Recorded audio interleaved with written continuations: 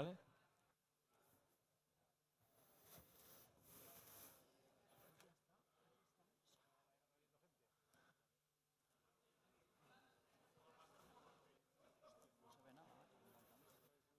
Bueno, luego nos las...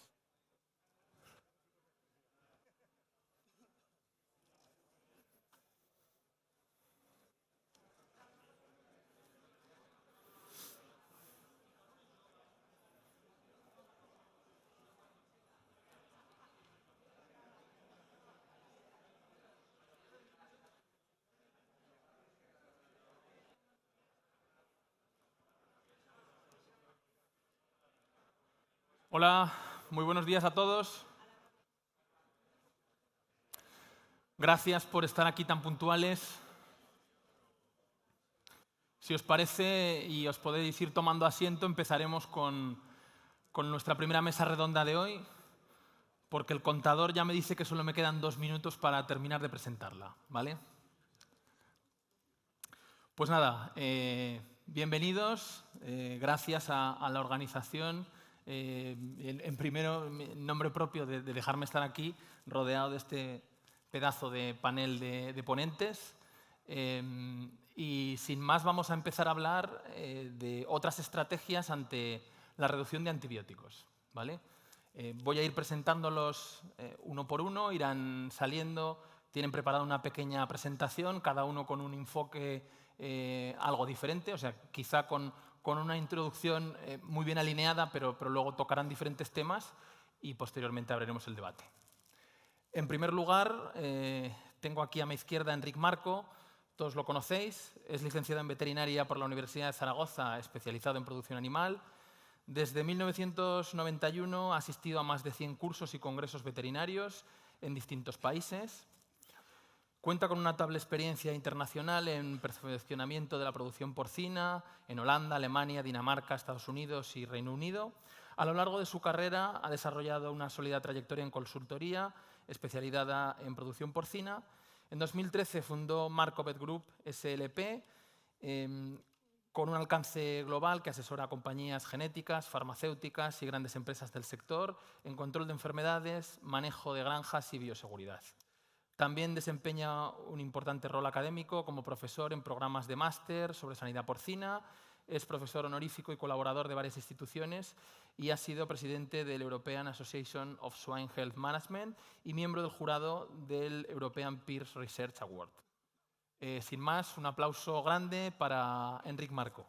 Gracias, Gonzalo. Yo no sé si me tengo que levantar o lo hacemos. Buenos días a todos. Sé que hoy es el día más duro de la ANAPORC, o sea que mi labor es despertaros y voy a intentar hacerlo.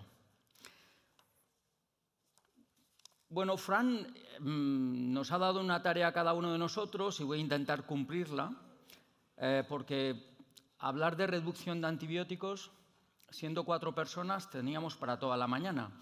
Y creo que al final esto tiene que ser rapidito y tenemos solamente 10 minutos. Bueno, se nos pide que bajemos el consumo, ya lo sabéis. Tenemos el reto este del 2030, que, bueno, visto lo que hemos hecho parece fácil, pero sabéis que la primera bajada es la fácil y la última es la difícil. Llegas al plató y a partir de ahí es muy difícil seguir bajando. Es decir, nos espera lo peor, para iros poniendo en perspectiva. Claro, cuando alguien te pide qué vas a hacer para reducir los antibióticos, lo primero que se te ocurre es hacer una lista, ¿no? Y en esa lista aparecen varias cosas. Tengo que empezar con un buen estado sanitario, tengo que aplicar una buena bioseguridad, evidentemente el manejo va a ser importante, cómo hacemos con los animales, cómo los movemos, dónde los metemos, qué ambiente les damos.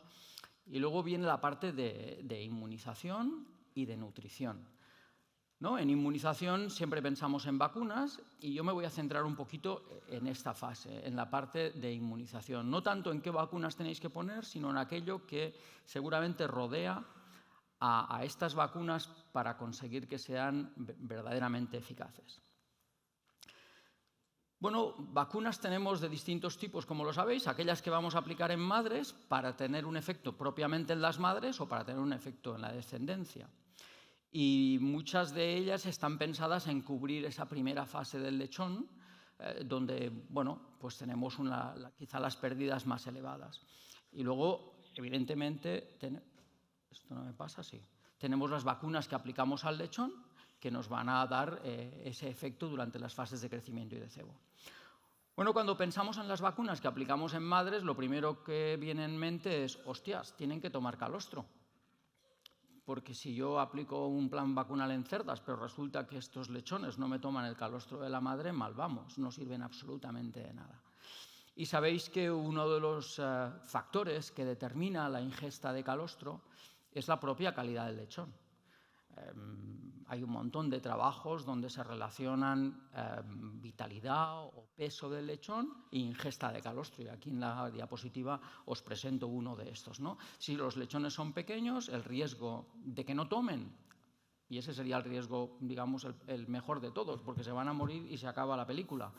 El problema es que tomen poco. Porque si toman poco... Perdón, un segundo. Un coche con matrícula 8345 LKJ es que se lo va a llevar la grúa. Bueno, gracias. De nada. Muchas gracias al espontáneo. En definitiva, tenemos que intentar maximizar esa ingesta de calostro. ¿Cómo? Bueno, pues sabemos que hay técnicas que podemos aplicar en madres, ¿no? Hemos cambiado la manera en que alimentamos las madres, sobre todo la última semana. Nos hemos dado cuenta que tenemos que alimentarlas mucho más los últimos días, sobre todo cuando la cerda entra en partos, porque de eso dependerá pues precisamente esto, ¿no? La producción de calostro y el calostro que pueda tomar cada lechón o el calostro por kilo de peso vivo que pueda tomar cada lechón. Pero hay cosas que no aplicamos todavía. Sabemos que hay técnicas que pueden manipular la calidad del calostro. Podemos jugar con las grasas en las dietas. Pensamos siempre en coste, coste, coste, coste, coste, y yo creo que tenemos que empezar a pensar, o no olvidarnos del coste, pero pensar en poder invertir para tener unos efectos distintos. Por ejemplo, pues a lo mejor tenemos que trabajar con grasas distintas, precisamente para tener perfiles de inmunoglobulinas que se adapten a lo que queremos cubrir. Y algo que últimamente me preocupa y os quiero hablar de ello es precisamente el papel que juegan las vacunas en lo que va a ser esas defensas. Es decir, nosotros aplicamos planes vacunales en cerdas pensando en tener un efecto en el lechón. Pero dependiendo de cómo nutramos a esas cerdas, esas defensas no van a ser lo correctas que deberían de ser. Y hay un montón de trabajos que exponen esto. Y hay unos trabajos bellísimos hechos en personas con modelos animales, modelos de ratas y modelos de cerdos, donde, por ejemplo, las diarreas por rotavirus se agravan si esos animales no están bien nutridos. Y me diréis, bueno, pero la nutrición del lechón está asegurada. Sí, pero cuando está dentro de la cerda, cuando ese lechón está dentro de una cerda primeriza que está creciendo, ¿está asegurada? Pensad en los planes que ponéis. En sábana la gente vacuna todavía en muchas granjas de Augersky, de Pierce, de PCB2, cada vez más, gripe, pero luego vienen las del ciclo. Coli, rinitis, suis, clostridium, rotavirus, y alguno pone otras. ¿Cuántas vacunas ponéis? 2, 3, 4, 5, las primerizas multiplicado por 2. ¿Sabéis qué demanda de aminoácidos requiere la respuesta inmune adaptada? O sea, en cerdos en crecimiento se sabe que la demanda de proteína frente a una respuesta inmune adaptada, que es lo que pedimos con una vacunación, llega a ser hasta del 12% de los requerimientos diarios. Bueno, poneros en el plan de que estamos en una cerda gestante, donde al final de la gestación, que es donde van casi todas las vacunas en ciclo, resulta que la demanda proteica aumenta porque se está desarrollando el tejido mamario, porque estamos teniendo el crecimiento muscular fetal y encima queremos una respuesta inmune al 100% correcta. Si miramos solamente la demanda de aminoácidos, y aquí están los principales, fijaros que esa demanda de aminoácidos también aumenta al final. Los planes de alimentación que hacemos, lo ideal sería que fuesen en U, pero hacemos planes de alimentación planos. Muchas veces por los sistemas de gestación, porque no nos permiten una dosificación adecuada a nivel individual. Y lo aplicamos para todas las cerdas, no hacemos distinción entre cerdas primerizas y cerdas multíparas. Una cosa es una cerda multípara, que su crecimiento muscular ya lo tiene terminado, y otra cosa es una cerda primeriza, que posiblemente todavía no ha acabado con su crecimiento muscular. Y luego tendemos a copiar cosas que nos llegan de otros países. Por ejemplo, os pongo aquí pues las recomendaciones del SEGES de Dinamarca, de lo que debería de llevar un pienso de gestantes, y si hacéis la relación de la proteína que os saldrá con esa proteína digestible que ellos recomiendan, seguramente estaríamos en un pienso de entre un 12,7 a un 13 y algo de proteína. Ellos les dan 4 kilos al día a las cerdas al final de gestación, y nosotros les damos 2 y pico, 3 y algo. ¿Qué sucede? Cuando hacemos esto con cerdas magras, a pesar de hacer planes de alimentación aumentándolos, tendemos a tener pérdidas proteicas, y eso está publicado, y os pongo aquí un trabajo ya viejo, donde lo que se reflejaba era que en las últimas 3 semanas la mayoría de cerdas, sobre todo las que tienen una alta producción de lechones, tenían una pérdida de músculo. Bueno, ¿qué sucede en esa fase? En esa fase tenemos que desarrollar inmunidad para que puedan tenerla los fetos, pero también tenemos que desarrollar el feto. ¿Qué pasa si un feto no se nutre adecuadamente? Podemos tener las mismas consecuencias que tenemos en niños malnutridos. Si empezáis a abrir lechones en sala de parto, todos los que se mueran, os encontraréis que un porcentaje importante de lechones tienen edema subcutáneo. Eso es un síntoma de mala nutrición, sobre todo de falta de proteína. Perdemos albúmina y perdemos la capacidad osmótica de la sangre, y por tanto los líquidos salen fuera. Si eso pasa, esos lechones son incapaces de tener una buena respuesta inmunitaria. De hecho, la única que responde a un incremento de la alimentación al final de la gestación, dándonos un lechón de más peso, es la cerda primeriza, precisamente porque es la que más necesidades proteicas tiene. Después, evidentemente, tendremos que controlar otras cosas en estas vacunas, ¿no? Es que no tengamos bloqueo maternal cuando las ponemos, etcétera, etcétera, etcétera, dependiendo del plan vacunal que vayamos a exigir. Si nos centramos ya en las vacunas del lechón, el tema se vuelve más fácil. Oye, bloqueo maternal tenemos sí o no, dependiendo de la vacuna estará más o menos acusado, y a partir de ahí tenemos que elegir el plan vacunal. La gente lo elige en base a la conveniencia. Yo considero que eso es un error. Aplicamos un plan vacunal para tener una eficacia. Por tanto, lo que debería de ir primero es la eficacia y luego la conveniencia. Calidad del pienso, sabemos que tiene un impacto sobre el desarrollo inmunitario, micotoxinas, sabéis que hablamos siempre de ellas, pero cosas que hacemos en granjas, mezclas, vacuno y pincho. ¿Con qué pinchas? Con un antibiótico de larga duración, ojito con el que usáis, porque muchos de estos tienen un efecto antiinflamatorio, y vais a aplicar una vacuna con un adyuvante que requiere un proceso inflamatorio para tener una buena respuesta. No digo que bloqueéis la vacuna, pero vais a afectar lo que es la duración de inmunidad. Mezclas de productos, en el campo encontramos un montón de cosas que algunas se pueden hacer y otras posiblemente no. Y por último, ¿cómo las conservamos? Esos detalles que tendemos a obviar cuando vamos a la granja porque consideramos que siempre están bien hechos, ¿no? Vacunas congeladas, reconstituidas, lo que me sobra, lo que mezclo, etcétera, etcétera, etcétera. Y nada más, yo es lo que quería compartir con vosotros, empezar con estas reflexiones, haceros de pensar. Y pensad en eso, en que los planes vacunales tienen que ser específicos para cada explotación. O sea, no podemos aplicar todo lo que está en el mercado. Hay que elegir, y hay que elegir bien. Y luego hay que pensar en que sean efectivos, es decir, que lo que aplicamos nos dé la máxima respuesta. Gracias.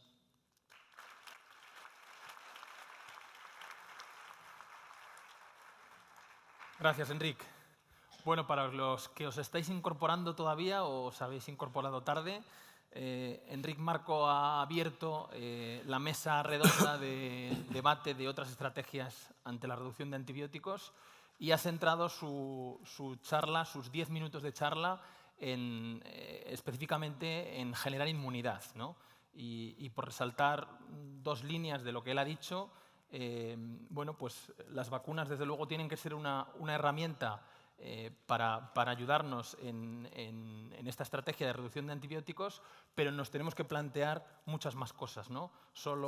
No solo qué vacuna poner, sino cuándo ponerla y, desde luego, en qué momento fisiológico está el animal, la cerda, cómo la estamos nutriendo, qué necesidades tiene de uso de esa proteína para crecer ella, si es primeriza, para que crezcan los fetos y, además, para generar inmunidad, ¿no? Y cuando la ponemos en el lechón, si bien es más sencillo, cómo a veces, por nuestro día a día en el campo, elegimos los planes vacunales por conveniencia, cuando, desde luego, donde nos tenemos que fijar es en la eficacia, ¿vale? Pues damos paso al segundo ponente, conocido también por todos, Llorenç Plasdemunt. Es licenciado en veterinaria por la Universidad de Zaragoza y posee un máster en patología y producción porcina por la Universidad Autónoma de Barcelona. A lo largo de su carrera ha complementado su formación con estancias en prestigiosas universidades como la de Gante, la Universidad de Bruselas, la Universidad de Minnesota, donde se especializó en sanidad y producción porcina. Desde 1994 trabaja como profesional independiente, asesorando a empresas del sector ganadero, en particular aquellas dedicadas a la producción de ganado porcino. En el año 2000 fue uno de los fundadores de la consultoría AVP, Plasdemunt i Associats, de la que actualmente es presidente. Empresa que ha tenido un impacto significativo en el sector, dado que sus clientes producen aproximadamente el 20% del ganado porcino de España. Llorenç va a profundizar en su charla en otras estrategias para la inmunidad, también con autovacunas y sus experiencias. Un aplauso para Llorenç.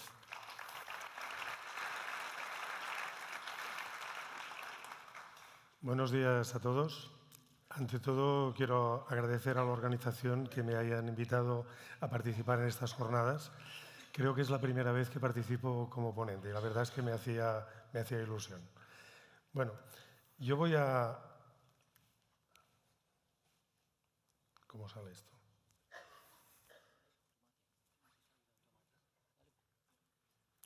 No sale. La siguiente, pasa a ver si arranca. Ahí. Vale. Yo, dentro de las estrategias para reducir el uso de antibióticos, comentamos con Fran la posibilidad de que me extendiese un poco más en la parte de autovacunas. Es una parte a la que nosotros estamos trabajando bastante, ¿no? Lo que pasa es que yo quería poner un poco en contexto un poco todo lo que está sucediendo y el por qué justificar, o sea, la dificultad que tiene el reducir los antibióticos en este momento, ¿no? La reducción de antibióticos yo creo que es un reto muy importante para nuestro sector, ¿no? Somos un país muy exportador y necesitamos estar al máximo nivel posible en todo, ¿no? Entonces, ¿pero qué es lo que está ocurriendo a nivel de campo? A nosotros, a partir del año 2012, empezamos a aplicar a nivel de Europa la ley del bienestar animal. Todas estas leyes que hemos ido aplicando nos han ido variando totalmente el sistema de producción, incluso la sanidad, ¿no? Al aplicar la ley del bienestar animal, muchas enfermedades que teníamos, o prácticamente inexistentes, como puede ser la leptospira, o muy controladas, como es la disentería, la verdad es que se difunden con mucha más facilidad, ¿no? Luego, a partir del 2017, 2015, 2017, se empezó a reducir el uso de antibióticos y a nivel de campo, ¿qué nos ocurrió? Pues que enfermedades que también teníamos muy bien controladas, tenemos que pensar que nuestro sistema productivo realmente se basaba en un uso muy importante de antibióticos, ¿no? Claro, al ir reduciendo estos antibióticos al principio parece que no se nota mucho, pero a medida que avanzamos en el tiempo, estas enfermedades van sacando cada vez más la cabeza, ¿no?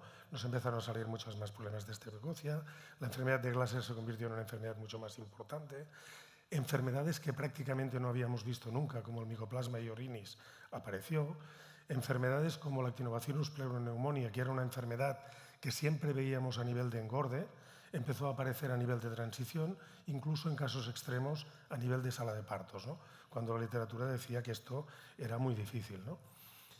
A partir del 2022 se prohibió el óxido de zinc, que era una herramienta muy útil en el control de las diarreas bacterianas.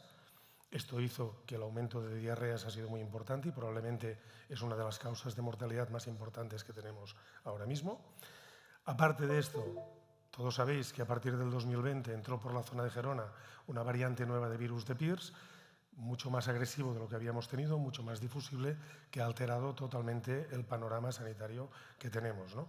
Y a todo esto hay que añadir que nosotros somos un país donde importamos las genéticas básicamente de Europa, pero también de Estados Unidos o Canadá. Tenemos genéticas de muchas partes del mundo, pero aparte de esto, cada semana entran, por ejemplo, en la zona donde estamos ahora, un montón de lechones a engordar, muchos de ellos en muy buenas condiciones, otros en no tan buenas condiciones, y cada uno de ellos lleva su patología incorporada, ¿no?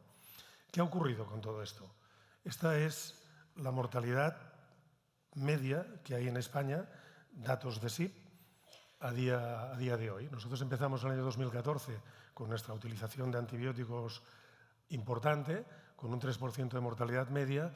Este año hemos llegado a tener hasta un 8,6%. Esto es la media de los datos de SIP. Aquí hay aproximadamente 1,5 millones de cerdas. Es un dato, yo creo que es muy significativo. Y si vemos el primer semestre del 24, de momento no está bajando. O sea, la sensación que tenemos todos es de que el PIR se está disminuyendo y tal, pero la mortalidad en la fase 2 de momento no se está controlando, ¿no? Entonces, nosotros como grupo nos planteamos en su momento, ya en el año 2014, una cosa así, ya veíamos a venir que se iba a reducir, se tenía que reducir sí o sí el uso de antibióticos. Entonces nos planteamos qué estrategias podíamos seguir para poder realizar esto y al mismo tiempo intentar controlar que la producción se mantenga y que los costes no se disparen, ¿no? Ese es el gran reto que tenemos como sector ahora mismo, ¿no? Entonces, un poco como decía Enrique antes, ¿qué es lo primero que nos planteamos? Necesitamos fuentes de genética que sean muy limpias. Hemos tenido que ir a buscar las granjas más limpias que hemos encontrado en Europa para tener unas fuentes lo más libres posibles, sobre todo de bacterias, ¿no? O sea, pensemos que los antibióticos sobre todo nos van a influir en las bacterias, ¿no? Aparte de esto dijimos, bueno, de acuerdo, ahora tenemos una fuente muy limpia, pero tengo que llenar una granja donde hay una serie de problemas. Entonces empezamos a hacer planes de erradicación de diferentes enfermedades, micoplasmas, disenterías, etc. Claro, ¿qué problema tiene el plan de erradicación? Algunos de ellos dependen en parte también de antibióticos, como por ejemplo los de disentería, y siempre hay una cierta inseguridad de si realmente voy a conseguir erradicar con el coste y la pérdida de tiempo que yo podría representar, ¿no? Entonces fuimos un paso más allá y pensamos, bueno, ¿y si nos planteamos también, en lugar de erradicar, despoblar y repoblar? Intentemos poner a punto un sistema donde el coste sea mínimo y podamos despoblar con relativa facilidad las granjas donde tengamos los problemas más importantes, ¿no? Y en ello estamos. Una vez hemos conseguido limpiar un poco las granjas, ¿qué hacemos para que no nos entre nada nuevo, ¿no? Pues tendremos que aumentar la bioseguridad. Hemos mirado mucho lo que están haciendo en Estados Unidos, incluso se ha incorporado a nuestro grupo Jean-Paul Cano, que viene de Pipestone, que es una de las empresas que mejor ha trabajado en todo lo que es la bioseguridad y el limpiar las granjas, y estamos intentando poner a punto también un sistema que nos permita el intentar minimizar lo máximo posible la entrada de nuevas enfermedades, ¿no? Haciendo haciendo hincapié en todos estos argumentos que os pongo ahí, entre ellos el aire filtrado, que es una cosa que estamos poniendo en marcha y que parece que nos está ayudando bastante. Aparte de esto, claro, una vez no todo se puede eliminar, no siempre podemos evitar que entren problemas a las instalaciones. ¿Qué hacemos para minimizar el efecto de lo que tenemos dentro de las instalaciones ya en producción, ¿no? Hemos tenido que cambiar sistemas de producción. Uno de ellos ha sido la edad del destete, que en nuestro país estaba siempre a 21 días. Claro, cada vez necesitamos un lechón más inmunizado, como decía Enrique, pero también mucho más fuerte, de más peso, etcétera, con lo cual nos hemos tenido que ir a edades de destete un poco superiores, ¿no? Más próximas a la legalidad, que sería los 28 días, ¿no? Aparte de esto, se han puesto en marcha también otros sistemas de producción, como puede ser el manejo en bandas. El manejo en bandas nos ayuda mucho porque hacemos un todo dentro, todo fuera en la paridera, que es importantísimo, un todo dentro, todo fuera en el destete. Eso nos facilita mucho el poder minimizar el efecto de todas estas enfermedades, ¿no? Y aparte de esto, ¿qué podemos hacer desde el punto de vista de prevención? Vale, pues desde el punto de vista de prevención podemos utilizar vacunas. Claro, desde el punto de vista bacteriano, las vacunas comerciales que hay, si lo pensáis bien, no hay tantas. Hay vacunas para enfermedades muy importantes, como puede ser el micoplasma y o neumonía, pero hay muchas otras enfermedades de las que no disponemos de vacunas, ¿no? Como el micoplasma iorrinis, el micoplasma eosinoviae, los streptococcus suis, etc. Entonces, lo que nos planteamos nosotros es decir, bueno, pues vamos a meternos en este campo a ver hasta dónde podemos llegar con el uso de las autovacunas, ¿no? Entonces, hay que tener claro que siempre que hay una vacuna comercial disponible, hay que utilizar la vacuna comercial. La autovacuna es una ayuda posible cuando no tenemos una solución legalizada para poder solventar el problema o prevenir el problema que tenemos, ¿no? Entonces, ¿a quién aplicamos las vacunas? No voy a repetir un poco lo que ha dicho el Enric, depende. O sea, muchas veces si queremos bajar la presión en las cerdas, podemos vacunar las cerdas y cuando no llegamos a nivel de cerda y necesitamos ir al lechón, pues vamos directamente al lechón. Depende de cada enfermedad y de cada situación. La autovacuna pensemos que es un traje a medida. O sea, la autovacuna yo tengo que hacer el traje a medida para cada situación que tengo. No es legal hacer una autovacuna que yo utilice dentro de una empresa para todo el mundo igual, ¿no? Tiene que ser trajes a medida. Los planes de vacunación, como decía el Enric, dependerá. Si queremos bajar la posibilidad de excreción por parte de la cerda, tenemos que hacer mucha vacunación en cerda. Si lo que queremos es prevenir vacunaciones en sábana, etcétera, si lo que queremos es prevenir a nivel de lechón, nos tendremos prevenir directamente problemas que los lechones tienen más adelante a lo largo de su vida, tendremos que ir directamente a tratar al lechón, ¿no? ¿Cuál es una de las dificultades que hay en las autovacunas? Es cómo elegimos el antígeno que ponemos ahí. O sea, cuando tú vas a una granja y buscas un estreptococo, normalmente los cerdos no tienen solamente un estreptococo. En una granja es muy difícil que solamente haya un estreptococo. Hay muchas situaciones en que tú puedes encontrar un estreptococo 1,14 en la paridera, puedes encontrar un 7 en el momento del destete y puedes encontrar un 9 justo antes de ir al engorde, ¿no? Entonces, lo primero que tenemos que hacer es poder determinar bien qué tipo de antígeno, cuál es el antígeno real que estamos teniendo en la explotación. Y luego, otra cosa que ocurre también en la práctica es que tú, por ejemplo, pones una vacuna de Glasser con un serotipo 4, que parece que está funcionando muy bien, y al cabo de a lo mejor de 6 o 7 meses vuelves a tener clínica de Glasser y miras y resulta que hay un serotipo 13. O sea, en la naturaleza probablemente las enfermedades están en equilibrio y es muy probable que dentro de granjas nosotros tengamos más de un serotipo. Lo que pasa es que hay alguno que no se está manifestando porque al competir con el otro no puede. Eso es la realidad de lo que estamos viendo. Entonces, por ejemplo, hacer una autovacuna no es hago una autovacuna ahora y ya está, sino que hay que estar encima de lo que está ocurriendo porque muchas veces hay que modificarlas y adaptarlas a la situación que estamos teniendo en aquel momento, ¿no? Entonces, siempre que tomemos muestras hay que intentar que sea de brotes agudos, que es más fácil que allí encontremos la bacteria que realmente nos está provocando el problema y a partir de ahí toda la analítica posible de esta bacteria para poderla identificar lo mejor posible, ¿no? Que si serotipos, toxinas, etcétera. Pero aún así hay dificultad. Nosotros ya hace aproximadamente un año empezamos a trabajar con secuenciación de genoma completo para intentar clasificar mejor las bacterias y poder identificar mejor si una bacteria es la misma cuando encontramos un problema que recidiva dentro de una situación, ¿vale? Y lo mismo con los adyuvantes, ¿no? O sea, normalmente todas estas vacunas por definición son inactivadas, entonces necesitamos adyuvantes que nos estimulen mucho el sistema inmunitario, teniendo bien la cerda o el lechón, como decía el Enric, ¿no? Pero necesitamos estimular. Entonces, el buscar el adyuvante adecuado para cada situación es otra parte muy importante, ¿no? Los laboratorios de autovacunas hoy, antes la gente pensaba que es que las autovacunas se hacían en el garaje de casa, ¿no? Hoy los laboratorios de autovacunas, los más modernos que hay, cumplen perfectamente las GMPs y están al nivel de cualquier laboratorio de producción de vacunas comerciales, por ley. Voy a poner un pequeño ejemplo, es un caso real, práctico, de una evolución de una empresa en los últimos años, ¿no?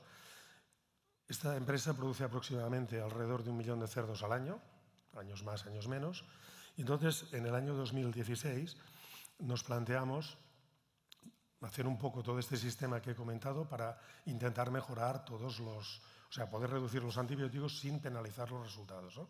Entonces empezamos a buscar en todas las granjas qué problemas teníamos que nosotros pudiésemos resolver con una autovacuna. Y empezamos a vacunar de todo lo que nos iba saliendo, de streptos, Glassers, donde no había vacunas comerciales, o Iorinis, o Iosinovia, etcétera, de cada enfermedad que nos iba saliendo, o disentería hemorrágica, cada enfermedad que nos iba saliendo, haciendo vacunación en las madres o en los lechones, ¿no? Entonces, Esto lo iniciamos más o menos en el 16. Yo aquí he puesto más o menos los miligramos que teníamos de consumo en aquel momento y las bajas de transición que teníamos en esta empresa en aquel momento. Era una empresa que funcionaba bastante bien. Entonces, siempre vamos en un año indiferido porque esto está repercutido a nivel del... O sea, las PCUs están repercutidos a nivel de engorde, ¿no? Siempre se ve un poco más tarde. Nosotros empezamos a buscar en el 2016, empezamos a vacunar las cerdas y tal. El 95% de las granjas en este momento tienen las cerdas vacunadas de una o varias autovacunas. Y entonces lo que intentamos fue decir, vamos a reducir el uso de antibióticos a ver si podemos mantener la mortalidad en la fase 2, ¿no? Entonces, en el 17 sabéis que se limitó el uso de antibióticos a nivel de pienso, empezamos a reducir drásticamente los antibióticos, bajamos prácticamente a la mitad, pasamos de 410 PCUs total, hay miligramos de PCU a 213 y intentamos ir bajando y la verdad es que conseguimos bajar bastante y mantener las bajas, o sea, nos iba bastante bien. ¿Qué ocurrió? En estas zonas, es una granja de la zona esta-este, es una empresa, perdón, de la zona esta-este, en el año 2021 nos entró el Rosalía y en el año 2022, como todo el mundo, tuvimos que quitar el óxido de zinc de los piensos de transición, ¿no? Entonces, lo que vimos es que todo el control que estábamos teniendo, cuando llegó el Rosalía y quitamos el óxido de zinc, la mortalidad nos volvió a aumentar, o sea, prácticamente se dobló en la zona esta y a partir de ahí dejamos de contar los miligramos. La verdad es que en el 21 ya hicimos 160 miligramos, pero lo cierto es que a principios del 21 ya teníamos algún trimestre que la media de la empresa estaba raspando el 100. O sea, estábamos francamente bien, ¿no? ¿Qué ha ocurrido con la mortalidad respecto a la media de mortalidad de SIP de este periodo? Esta es la mortalidad global de la empresa, no es la fase 2, es la mortalidad global. O sea, inicialmente nosotros conseguimos mantener la mortalidad muy bien controlada con todo lo que estábamos haciendo. SIP más o menos la tenía también, o sea, la media de SIP estaba también bastante controlada, con un ligero ascenso. Nosotros incluso habíamos llegado a tener un ligero descenso, lo que pasa es que cuando llegó el PIRS y el óxido de zinc, todo esto se nos fue. Ahora hemos conseguido volver a controlar, estamos otra vez en descenso. O sea, pensemos que la media de SIP de cierre de junio de este año está prácticamente en un 15% y la empresa esta estamos manteniendo llano con tendencia a bajar, ¿no?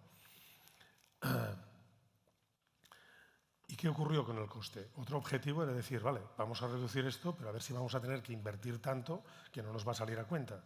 Entonces, lo que ocurrió con el coste es que nosotros conseguimos bajar los costes, evidentemente, al reducir los antibióticos, pero todo lo que introdujimos de vacunas y autovacunas lo conseguimos estabilizar en un momento, en un punto, alrededor. Estamos hablando de coste antibiótico total por cerdo y matadero. Estamos hablando de números extraordinariamente buenos. Luego os enseñaré la comparativa con SIP, ¿no? Entonces conseguimos controlarlo, al final hemos tenido que invertir algo más porque si no las bajas se nos iban, algo más en antibiótico y en vacunas.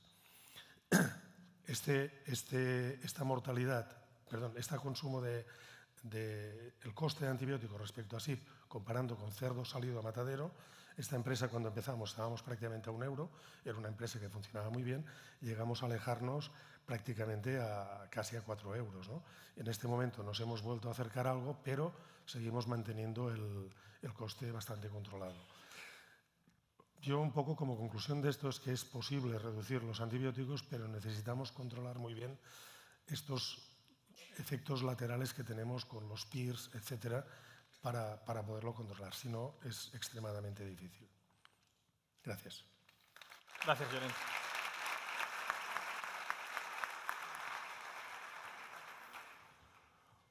Bueno, pues Llorens ha focalizado su intervención, estos 15 minutos, en cómo nos puede ayudar el uso de autovacunas donde las vacunas comerciales no llegan para tener éxito en la reducción en el uso de antibióticos.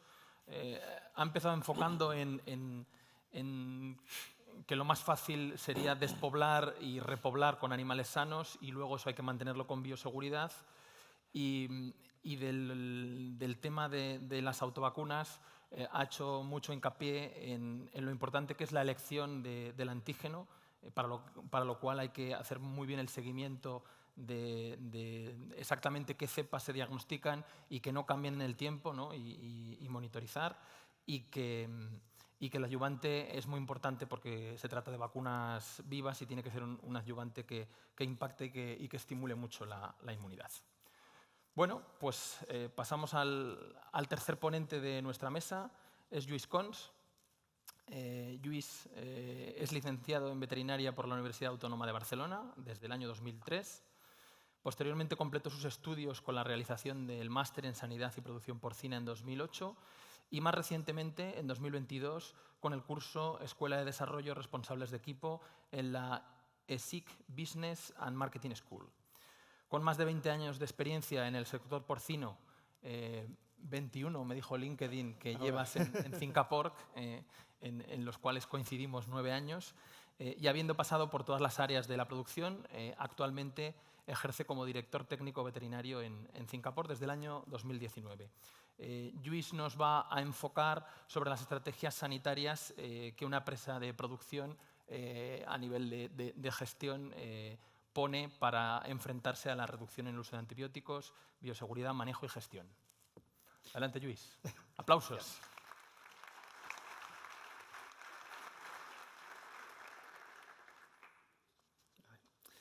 Buenos días, un placer estar aquí delante de todos vosotros. La verdad que no conocía este palacio y es espectacular, bonito de ver. Intentaré ir un poquito al grano, no repetir lo que han dicho mis compañeros y centrarme en las experiencias y estrategias que está llevando a cabo la empresa, mi empresa Finca Porc, para adaptarnos a esta realidad sanitaria que nos está tocando vivir o sufrir. Bueno, primero hablaré un poco, pongo en perspectiva el uso de antibióticos como una práctica común durante décadas, pero bueno, que también nos ha ayudado en gran medida a mejorar el estatus sanitario de los animales y a ser eficientes dentro de la producción. Lo que pasa es que, bueno, actualmente, desde principios de los años 2000, la preocupación por la creación de resistencias antimicrobianas, pues bueno, ha llevado a toda una regulación y a un control de su consumo que la verdad pues nos crea un reto a lo que tenemos que enfrentarnos, sobre todo la gente que estamos a pie de campo. Las tendencias, como ya se han comentado, del consumo de antibióticos son a la baja. Aquí bueno, tenemos 4 datos desde el 2019 al 2023. A nivel global, pues por ejemplo, vemos que en Europa han caído un 6%, perdonar, en las Américas un 9%, Asia y Pacífico 0,7%, en África sí que se ve un repunte espectacular, pero bueno, seguramente porque los sistemas de monitorización eran los que eran y no eran nada precisos, y ahora que los datos pueden llegar a ser algo más reales, pues bueno, se observa este aumento. A nivel del consumo de antibióticos dentro de los productos destinados a la salud animal, en los 10 años que van desde el 2013 al 23, pues también se observa una caída en su comercialización del 41%. En esta diapositiva vemos un poco el uso de antibióticos en la producción porcina y su evolución. Remarcar la intensificación del uso de antibióticos en los años 70-90 y lo que he dicho anteriormente, a partir de los 2000, pues bueno, todas las regulaciones que se están llevando a cabo para el control de los antibióticos, como ha comentado también Llorens, retirada de óxido de zinc, 2017-2018 una única molécula a nivel de piensos y bueno, y el Real Decreto 992/2022 en que bueno, genera un marco de cómo actuar de manera sostenible en el uso de antibióticos en especies de interés ganadero. Aquí os comentaré un poco las estrategias que Finca Porc ha ido desarrollando a lo largo de los años. Nosotros siempre, desde un inicio, empezamos optando por granjas grandes, de gran tamaño, 3.600 cerdas. La multiplicación en un principio era interna, en bandas de 3 y luego 4 semanas. Tenías granjas donde las transiciones eran internas pero separadas de la fase 1, en multinaves. Luego ya pasamos a tener transiciones externas, muchas veces ellas eran multiorigen, La realidad en ese momento nos permitía juntar orígenes y con el uso de antibióticos y las herramientas que se disponían en ese momento, pues la verdad que eran orígenes que funcionaban muy bien y habíamos llegado a juntar incluso 7, 8 orígenes en la misma transición. Posteriormente, la empresa empezó a optar por tener granjas de abuelas propias, una multiplicación externa y con recrías separadas para recriar las F1s que producíamos allí. Aquí veis un ejemplo de Monral. Monral es la segunda granja propia de la empresa, granja de gran tamaño, la primera de nueva construcción, para que veáis un poco la tipología de granja. Aquí vemos también una granja con una transición interna separada de la fase 1 y también pues, el diseño en multinaves en la fase de transición. Más imágenes. Esto es una recría. Intentamos tener recrías en buenas localizaciones y recrías separadas donde normalmente albergamos de 4 a 6 lotes de producción semanal de nuestra granja de abuelas. Como ya se ha repetido en este escenario, retos a los que nos enfrentamos. La restricción del uso de antibióticos. No nos podemos olvidar de la prohibición del óxido de zinc desde junio del 2022 y la entrada de cepas PIRS de alta virulencia que desde inicios desde el 2020 pues nos han hecho pues, verdaderamente mucho daño a muchas empresas. Rara es la empresa que se ha salvado de ellas y en ocasiones pues, positivizándonos el 80 o más de las granjas que tenemos en la empresa, ¿no? y con recidivas continuas. Aquí esto lo voy a pasar un poco de puntitas porque ya estos datos de mortalidad ya los ha expuesto ya mi compañero Llorens. Un poco hacer inciso en remarcar que sí, los procesos bacterianos los tenemos en aumento a nivel de campo. Aumentan las diarreas postdestete, no sabría decir el porcentaje, pero seguramente que al inicio de la retirada del óxido de zinc en más de un 30% seguro. Y procesos infecciosos causados por bacterias, Mycoplasma pneumoniae y Orrinis, que era una bacteria que prácticamente no habíamos oído hablar de ella y ahora está presente en muchos de los procesos clínicos que tenemos a nivel de transición y inicio de cebo. Actinos, streptococos, glaserelas, pues bueno, son bacterias que tenemos que lidiar con ellas de forma continua en el campo. Esto me lo voy a saltar. Y paso un poco a definir las estrategias que estamos haciendo actualmente en Cincaporc. Cincaporc es una empresa que está apostando, tiene muy claro que la bioseguridad tiene que ser estricta y estamos apostando mucho por ella. Transporte, segregación de transporte por flujos según el estado sanitario, hemos hecho un lavadero propio, tema de procesamiento de cadáveres. Pues estamos apostando por hidrólisis, por incineración o combinación de ambos en algunas granjas. Sobre todo, invertir mucho en la formación del personal que tenemos a pie de granja, auditorías de bioseguridad anuales en todas nuestras explotaciones, salas blancas, desinfección de todo material que entra en las explotaciones, cámaras de luz ultravioleta, implementación de sistemas de aire filtrado en nuestras granjas de abuelas y ahora estamos también promoviendo en todas las granjas de producción donde es posible. Creemos en el sistema y pensamos que nos está disminuyendo mucho la probabilidad de nuevos brotes de PIRS. Y como no, apostar por fuentes de reposición negativa PIRS y semen negativo también.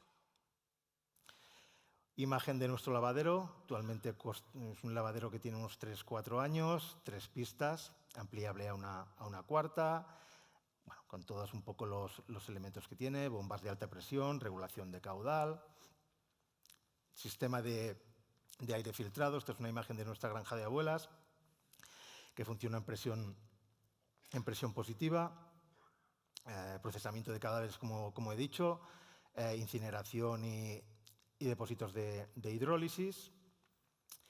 Luego, bueno, pues apostar por granjas de abuelas, ¿no? Creemos que en la punta de la pirámide tenemos que tener el estatus sanitario lo más alto posible, entonces intentamos tener estas granjas con una inmejorable localización, filtración de aire y estricta bioseguridad. Podemos filtrar el aire, pero no podemos descuidar todos los demás elementos que engloban una bioseguridad completa. Repito, implementar filtración de aire en las granjas donde sea posible, y sí que nos hemos dado cuenta que es muy importante maximizar los días de lactación y peso al destete para poder lidiar frente a este nuevo reto sanitario y esta disminución en el uso de antibióticos. A nivel de transición, más bioseguridad, extremar todas las medidas. Trabajamos con vacunas comerciales y autovacunas y piensos más seguros a raíz del menor uso de antibióticos y retirada de óxido de zinc. Os pongo un ejemplo de una granja de muy buena localización. Aquí un poco en esta gráfica se observa cómo evoluciona la mortalidad en función del peso al destete. Conforme aumentamos el peso y la calidad del lechón al destete, las bajas nos disminuyen considerablemente. Nutrición, hemos apostado por piensos más seguros, por nuevas tecnologías de fabricación. Hemos hecho una nueva fábrica de piensos que debe llevar funcionando prácticamente 2 años, 2 años y medio. Y lo que hemos comentado, manejo en bandas de 5 semanas en granjas. Actualmente lo estamos poniendo en granjas de 2.000, 2.500 cerdas para abajo, pero incluso tenemos algún reto en fase 1 de mayor tamaño. Que nos aportan las bandas: optimización en el flujo de animales, mayor tamaño de número de animales para poder llenar cebaderos, reducir contacto entre diferentes grupos de edad, todo dentro, todo fuera, como ha dicho Llorenç, en cubrición, maternidad, transición y minimizando así la transmisión de enfermedades entre grupos. Que veis una imagen chula de la nueva fábrica de piensos. Y ¿qué más podemos promover? Despoblaciones y repoblaciones en granjas en sitios 1. Al final, con las herramientas que tenemos, va a ser difícil quitarnos de encima determinadas patologías y apostar por mejorar el estatus sanitario de nuestros flujos va a ser fundamental. Y trabajar con autovacunas, como bien ha dicho Llorenç, es un trabajo que tiene que ser constante, de diagnóstico, de seguimiento. Entonces la coordinación con el laboratorio de analíticas y creación de autovacunas tiene que ir mucho de la mano, ¿no?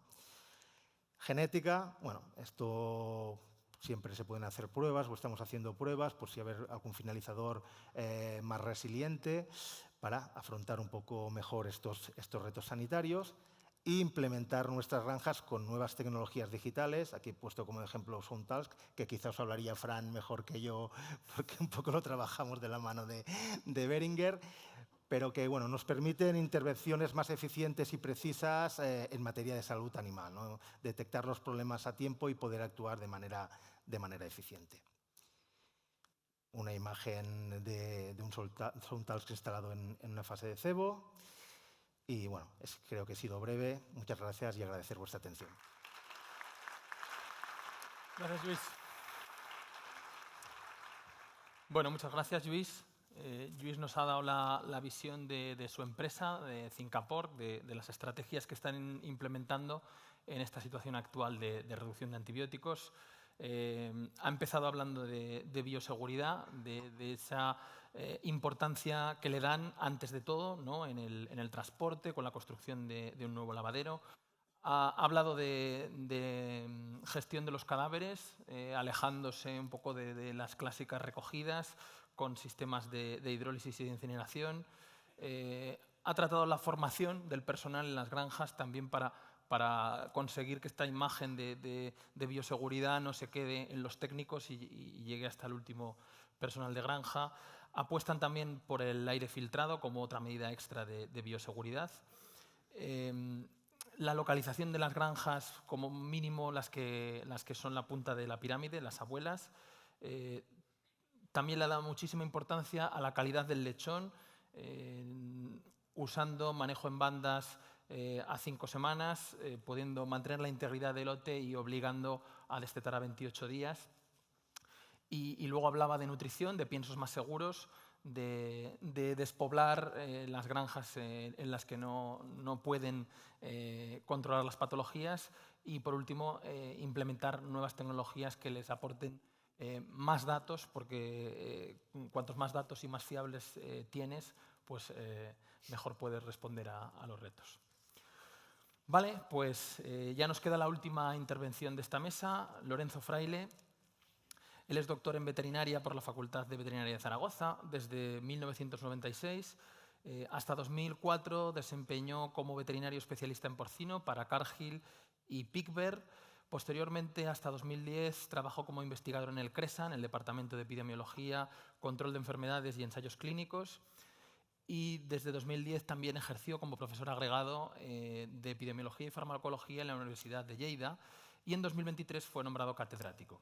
También participa en el Máster de Sanidad y Producción Porcina. Su investigación se centra en optimizar los programas de medicina preventiva en animales de producción y sus líneas de trabajo son la farmacología clínica, la optimización del uso de antimicrobianos, la epidemiología y la inmunología. Materias de las que ha publicado 4 libros docentes y también a lo largo de toda su carrera ha sido autor de 2 patentes y ha publicado 133 artículos en revistas científicas internacionales. Es por eso que a Lorenzo le hemos pedido que cambie un poco la visión de la mesa hacia el uso en sí de los antibióticos. Los antibióticos todavía se tienen que seguir usando y un poco pues Lorenzo va a intentar que le perdamos el miedo y que optimizamos su uso en el campo.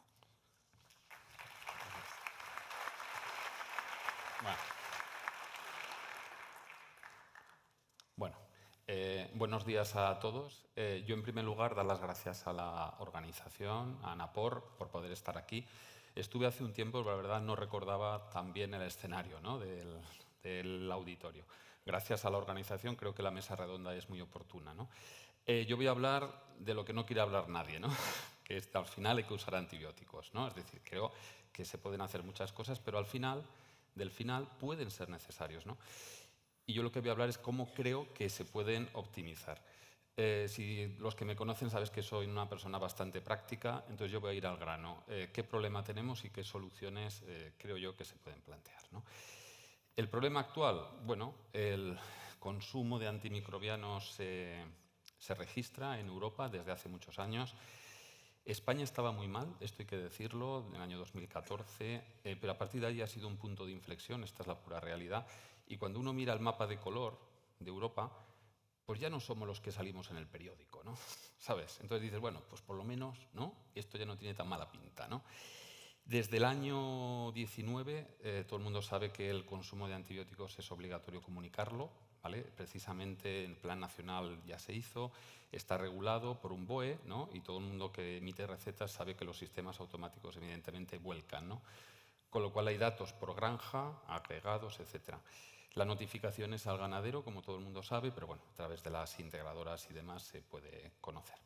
La tendencia actual, Enrique lo ha comentado, no quiero meterme, pero yo estoy en desacuerdo, ya lo expreso, con esta tendencia europea a poner que cada X años hay que reducir el 50%. Yo lo discrepo totalmente, a mí nadie me ha demostrado todavía científicamente que eso sea necesario, a partir, es más, de determinados niveles, ¿de acuerdo? Pero bueno, luego si queréis en el debate podemos entrar. El uso prudente de antimicrobianos no es nada nuevo, es una práctica, yo diría, básica, veterinaria, es un modo de ser eficaces y disminuir la selección y el uso óptimo de los antimicrobianos pues debería ser nuestro día a día, ¿no?, creo yo. ¿Cómo se hace esto? Bueno, realmente cuando uno mira toda la legislación, que luego entraremos un poco de un modo muy, muy sutil, no voy a aburrir a nadie aquí con BOEs ni nada por el estilo, pero básicamente lo que dice la legislación es haz un diagnóstico preciso, o sea, ¿tienes una enfermedad bacteriana realmente? Es la primera pregunta, ¿vale? Si miramos lo que dice la legislación, podrían pedírtelo hasta de cada caso clínico. De cada caso de estrepto yo tengo que aislar mi Streptococcus suis. Esto no lo dice, la legislación. Permite tener datos epidemiológicos, que es lo que luego voy a aportar yo en lo que son soluciones, ¿vale? A partir del diagnóstico, conocer la sensibilidad de los microorganismos implicados. Hay diversas metodologías, luego comentaré por cuál hemos apostado nosotros. A partir de esa sensibilidad, tienes que utilizar productos registrados para la especie y para la indicación, y luego ponerlo bien a la dosis y la duración que toca. Quiero hacer un inciso en el uso prudente aquí, porque el 75% de esto es obligación veterinaria ineludible, diagnóstico, conocer la sensibilidad, seleccionar los productos, pero aplicarlo en granja lo tenemos delegado, ¿de acuerdo? Porque nadie va a estar haciendo los tratamientos. Hay que monitorizarlo. Comento esto porque la formación del personal en las granjas es parte del uso prudente. Es decir, podemos hacer aquí muchos análisis, pero al final lo ponemos mal. Entonces, insisto en esto porque yo sé que cada día se hace más esfuerzo, pero hay una limitación de personal en las explotaciones, es decir, las cosas como son, y eso no ayuda, ¿no?, en este sentido. Además, todos sabemos que no todos los antibióticos son iguales, hay una gran presión regulatoria, ¿no? Hay que utilizar, en teoría, primero antibióticos, ¿no?, de categoría D, si no es una opción, habría que pasar a C, si no, habría que pasar a la categoría B, ¿no?, que son como los antibióticos que todo el mundo teme, ¿no?, que son cefalosporinas, quinolonas y polimixinas. Bueno, esto se debe, lo voy a explicar también, a estudios que se han hecho hace mucho tiempo en cuanto al riesgo para humana, ¿no? Pero fijaros cómo es esto, porque igual veremos algún cambio. Los aminociclitoles, que es la espectinomicina, inicialmente era categoría C. Es decir, yo he mantenido esto, pero actualmente es categoría D. Es decir, esto es algo dinámico, ¿eh? Pensamos que es fijo, pero puede ir cambiando, ¿vale? Bien. Entramos en una diapositiva que para mí es importante. Históricamente, la selección del antimicrobiano era una decisión clínica. Me lo ha comentado Fran, yo ejercí durante prácticamente 10 años como clínico. Yo decidía si era un sulfurfenicol, una quinolona y demás. Esta situación ha cambiado. Voy a puntualizar esto también desde el año 22. Hay un nuevo reglamento que, en teoría, bueno, el tema de las categorizaciones, pues bueno, se podría, digamos, llevar al límite, ¿no?, y exigir, ¿no? ¿Qué nos estamos encontrando en Europa? Que es muy diverso la aplicación de esta nueva ley, y en nuestro país lo calificaría de caótico, ¿vale? Es decir, hay comunidades autónomas que lo llevan al límite y hay comunidades autónomas que esto no ha pasado por ellos, ¿de acuerdo? Es decir, estamos en una situación muy variable. Creo que asociaciones como ANAPOR, por ejemplo, sí que podría hacer algo en cuanto, ¿no?, a hablar con las, creo yo, a ver cómo homogenizar esto, porque muchas integradoras trabajáis en varias comunidades autónomas, ¿no?, con lo cual todavía esto puede ser más complejo, ¿no? Encima estamos en un periodo en nuestro país que no hacen más que salir BOEs. Supongo que todos, ¿no?, en una noche de insomnio tiene todo el mundo allí los BOEs, ¿no?, que van saliendo. Está el uso sostenible de antibióticos en ganadería, el veterinario responsable de explotación, con enlace con los antibióticos, niveles de referencia, que os he puesto los pantallazos de los diferentes BOEs, además aparecieron todos, ¿no?, como de golpe, ¿no? Y este, ¿no? Incluso hay cosas que se solapan, ¿no? Y últimamente ha aparecido, que supongo que lo sabéis todos, si no os animo a consultarlo, por fin han publicado los niveles de referencia en las diversas categorías de producción, ¿vale? Salió publicado en julio del 24. Se supone que cada julio de cada año, sí, cada uno puede leer tranquilamente, no voy a entrar en los detalles luego si queréis. Evidentemente el que tiene el mayor nivel de referencia son los lechones en transición, como era de esperar, ¿no? No hacía falta ser un genio, ¿no?, para inferir que aquello iba a ser así. Bien, en este contexto tan complejo del uso de antibióticos y con tanta presión, ¿qué soluciones creemos? Bueno, yo la primera solución que creo que planteé hace mucho tiempo, y afortunadamente creo que la Administración fue receptiva, es la utilización de los datos epidemiológicos, ¿no? Es decir, nosotros cuando tienes un caso, este caso sería un caso de Actinobacillus pneumoniae, la idea es que a partir de las muestras clínicas hagas un buen diagnóstico. Nosotros apostamos por la determinación de la MIC, o, disculpar, está en inglés, es la CMI en castellano, es la concentración mínima inhibitoria. Creemos que es la mejor manera de ser más preciso en las predicciones y a partir de allí seleccionar la mejor opción. De hecho, cuando entran muestras en el laboratorio, que ahora comentaré con qué laboratorio estamos haciendo todos estos trabajos, se piden 2 códigos REGA. El código REGA del cebo y el código REGA de la granja de madres, de tal modo que tú puedes linkar el informe al código de madres, porque es obvio que no necesitas analizar cada caso de Actinobacillus. Vamos, creo que es una cosa obvia, no es necesaria, es un sobrecoste y es absolutamente no necesario. ¿Cómo se hace? Bueno, yo llevo desde el año 17 colaborando con el Grupo de Saneamiento Porcino en esta tarea. Tengo que dar las gracias a todos los compañeros y empresas integradoras que creyeron en esto, porque bueno, realmente la determinación de la CMI parecía que eras un marciano bajado, ¿no?, aquí a la Tierra, pero creo que realmente es la mejor metodología. Se hace un procesado de muestras a partir de muestras clínicas, tienen que estar bien tomadas. Se han hecho cursos para compañeros, tenemos hasta vídeos WhatsApp de cómo tomar las muestras mejor. Se hace un aislamiento en 3 medios de cultivo a la vez. Esto quiero insistir porque no es lo mismo sembrar en una placa que en 3. Es decir, es más probable que aísles el patógeno adecuado. Se identifica con la máxima metodología o mejor que hay ahora, que son los hospitales de Humana, es la técnica de Malditov. Y posteriormente las CMI se hace por microdilución, ¿de acuerdo? Que yo diría que es la técnica también de referencia si habláis con cualquier hospital de Humana. ¿Qué ha llevado a esto? Bueno, actualmente puedo decir que desde el año 17 hemos resuelto 8.000 casos clínicos, son muchos casos clínicos, y hemos publicado todo, ¿vale? Si alguien está interesado, se ha intentado ser lo más transparente posible, está toda la metodología, analíticas, hemos intentado dar buenas noticias, si algunos patógenos tenían un buen patrón de sensibilidad a nivel sectorial, y bueno, está todo a vuestra disposición. Todos los artículos menos uno, creo que es Open Access, con lo cual los podéis encontrar. Y se ha intentado comunicar esto del modo más sencillo a los compañeros veterinarios. Entonces, la interpretación, esto está en inglés, no porque recibáis ningún informe en inglés, sino porque lo publicamos también a nivel internacional, ¿vale? Entonces, este es el patrón que aquellas personas que colaboren y hagan analíticas en el grupo saben que reciben este informe. Entonces, es un informe que detalla por familia antibiótica, por categoría, te sitúa tu valor de CMI y te lo referencia verde-rojo. Verde sensible, rojo resistente. Pero la resistencia y la sensibilidad no es todo nada. Puede ser muy sensible o muy resistente. Entonces está en este gradiente de color. El punto que separa verde-rojo es el punto de corte.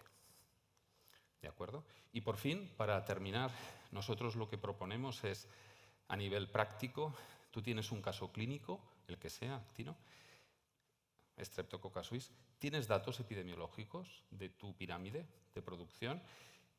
¿Cuánto tiempo están válidos los informes? Yo inicialmente propuse con la Administración 6 meses. Actualmente no sé cómo está a nivel de las comunidades autónomas porque ya estoy perdido entre tanta comunidad autónoma, pero creo que estamos más próximos a los 4 meses actualmente. Aquellas que están pidiendo algo, vuelvo a repetir, porque la interpretación es muy variable. Puedes utilizar este informe sin ningún problema, no tienes que volver a hacer el análisis. También es posible que, si no lo tienes, podrías consultar datos regionales del programa de vigilancia. La Agencia Española del Medicamento quiere montar un programa de vigilancia, ha hecho un esfuerzo. El problema es que pocos laboratorios están revertiendo esta información. Actualmente esto no es posible, pero la idea es que esté en un futuro. O sea, tú podrías consultar los actinos de la zona de Lleida, por decirlo de alguna manera, teóricamente. Si hay datos regionales, puedes utilizarlo como primera opción de tratamiento, o si no lo hay, trata, porque lo que no es aceptable, y esto lo he discutido con la Administración, es que esperemos al resultado de un laboratorio mientras se mueren los animales. O sea, esto no es una opción. O sea, eso no es una opción. Entonces, tú trata a nivel empírico, pero coge muestras y nutre el sistema, ¿de acuerdo? De tal manera que vas a disponer, pues, de un informe válido en el que puedas utilizar esto, ¿no? Y para terminar, quiero agradecer al grupo de saneamiento el apoyo durante muchísimos años y al equipo tan extraordinario que hay allí. Gracias. Gracias, Lorenzo. Muchas gracias, Lorenzo. Lorenzo se ha centrado en el consumo real que tenemos que hacer de antibióticos para solucionar los casos clínicos. Creo que en su primera frase ya ha hablado de diagnóstico y ha dicho que es una atribución o una necesidad o o solo el veterinario puede hacerlo, ¿no? Entonces, partiendo de un buen diagnóstico, podemos usar los antibióticos. ¿Qué ocurre? Decía, antes el diagnóstico podía ser clínico o la decisión del antibiótico a usar podía ser meramente la del clínico, su experiencia. Ahora está condicionada por la legislación, ¿no?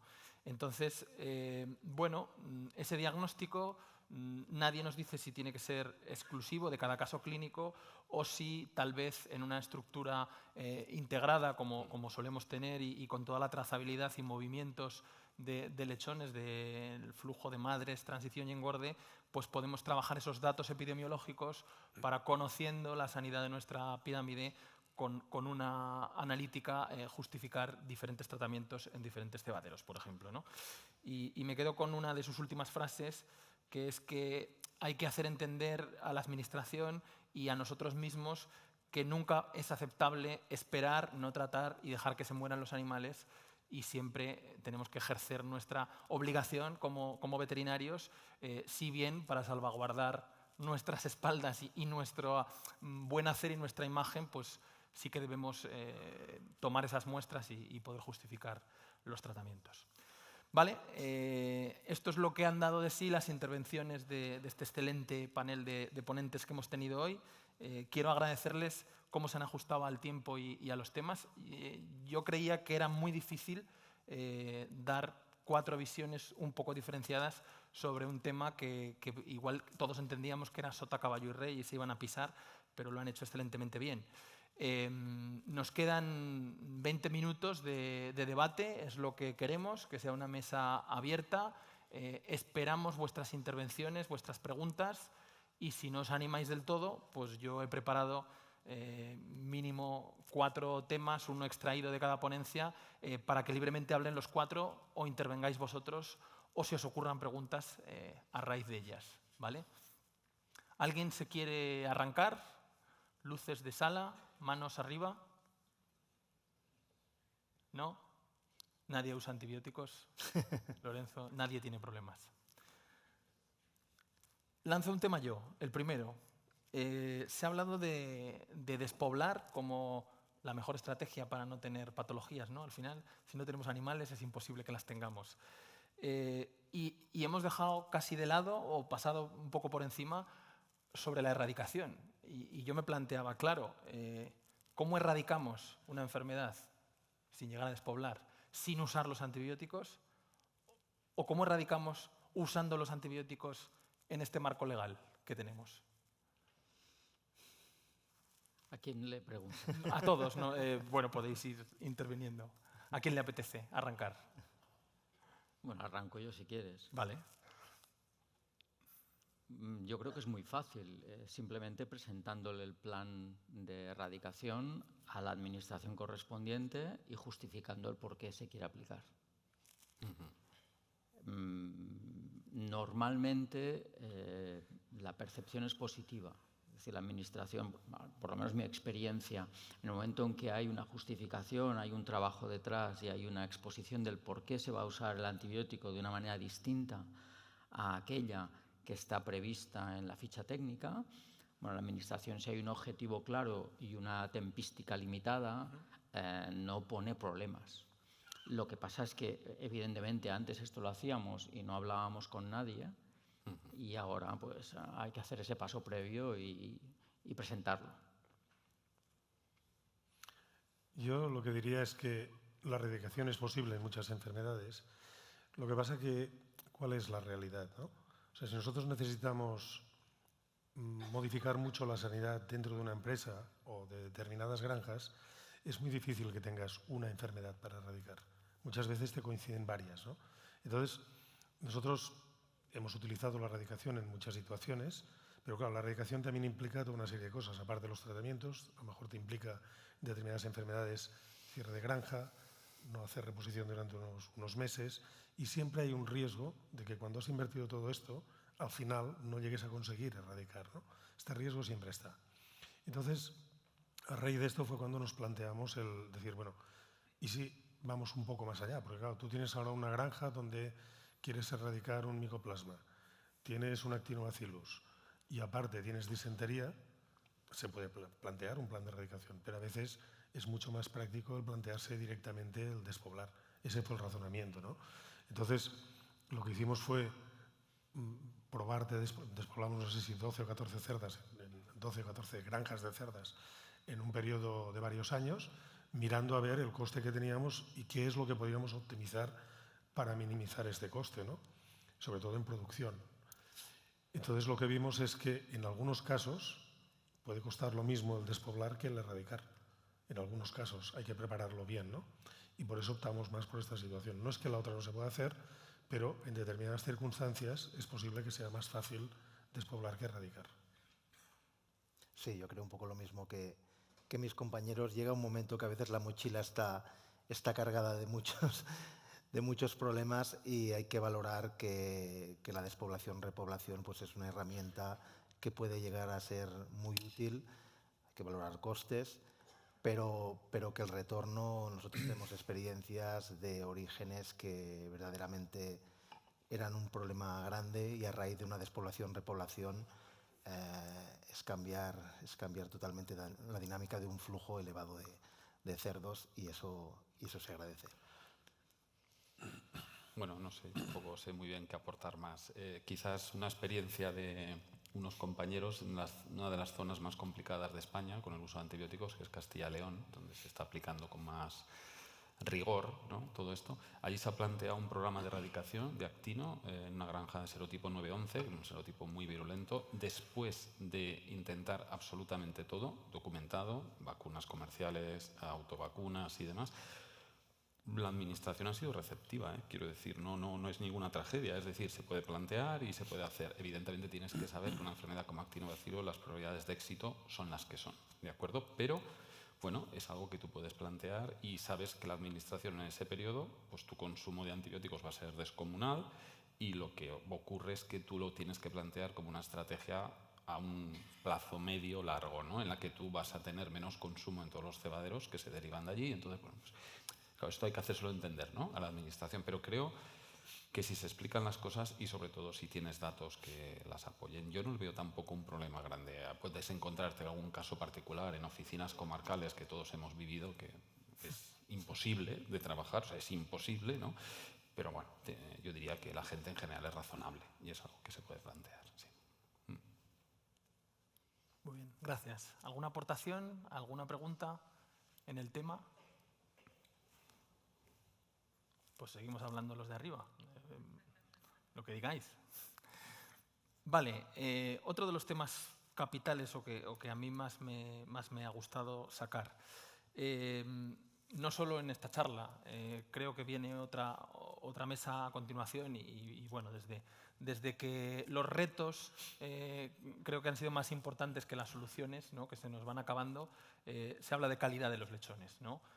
Y cómo antes era fácil desempeñar con lechones más pequeños o con menos días de lactación y al final hay una amalgama de estrategias o de manejos que nos llevan a generar un lechón de más calidad y a un lechón, bueno, esa integridad de lotes, ese manejo en bandas, ¿no? Entonces hemos encontrado como una solución que era muy antigua y muy conocida, como hemos tenido que volver a los orígenes para poner soluciones a temas que no estaban cerrados, ¿no? Entonces quería pues, que expresarais cada uno cómo veis, cómo de importante es esa calidad del lechón y cuáles son las mejores estrategias para conseguirla. Y bueno, si os lo esperabais, ¿no? O sea, al final es algo que de toda la vida hemos hablado, calidad del lechón, pero que había sus contras, ¿no? Tenía un ritmo la producción a 21 días que nos interesaba y ahora de repente hemos decidido darle más importancia, ¿no? Entonces, La calidad del lechón siempre ha estado presente. Lo que pasa es que, evidentemente, cuando tienes unas herramientas que puedes usar, esas herramientas te permiten pues, ser capaz de echar hacia adelante lechones de menor calidad. Y eso es lo que hacíamos. Es decir, en base a las herramientas legales que podíamos usar, optimizábamos esa edad del lechón, ese peso al destete, y nos ha funcionado bien. Es decir, yo creo que los datos están ahí.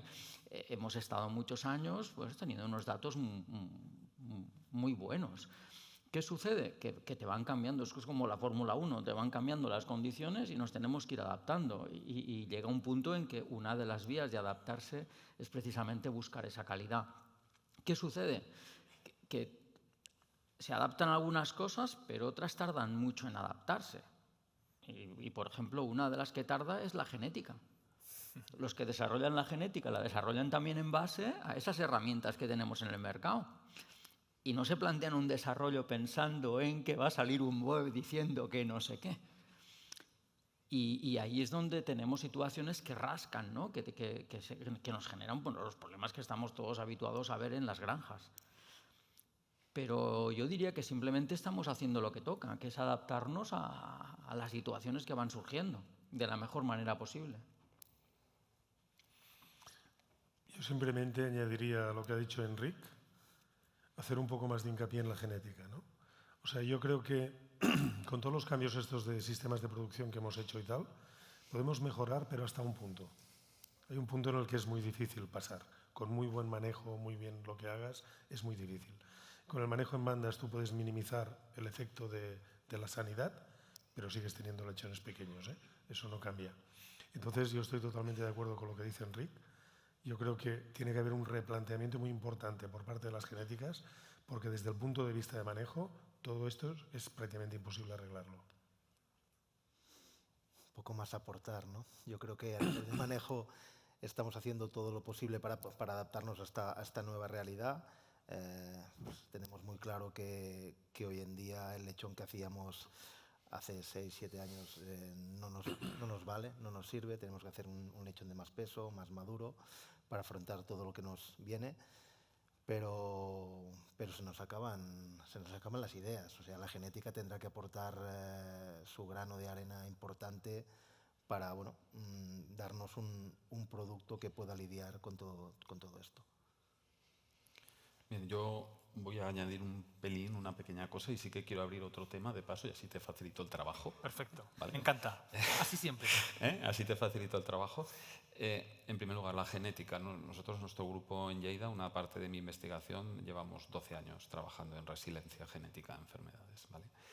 Entonces, bueno, tenemos caracterizados muy bien. La resiliencia PIRS es algo que ya estaba publicada, pero no lo tenemos muy claro, incluso para complejo respiratorio porcino.